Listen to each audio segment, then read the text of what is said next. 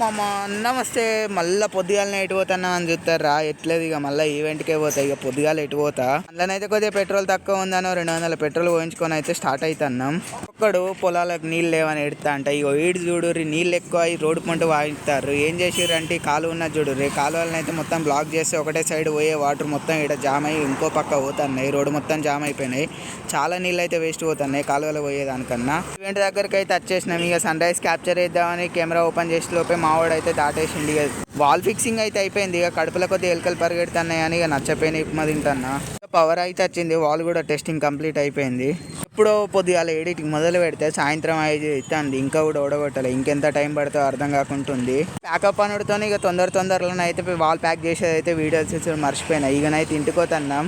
అయితే షాయ్ తాగలేదు. అందుకే ఒక కప్పు షాయ్ అయితే కడుపులో పోసేస్తున్నాం. పొద్దున రాక ఎంత పని ఉన్నా కానీ సాయంత్రం వచ్చి ఇంతో ఒక ½ అవర్ టైం స్పెండ్ చేస్తే ఆ పని అంతా అలసట ఎంతో ఫ్రెష్గా ఉంటుంది. మైండ్ రిఫ్రెషింగ్ ఉంటుంది. వీనితోనైతే ఎంజాయ్మెంట్.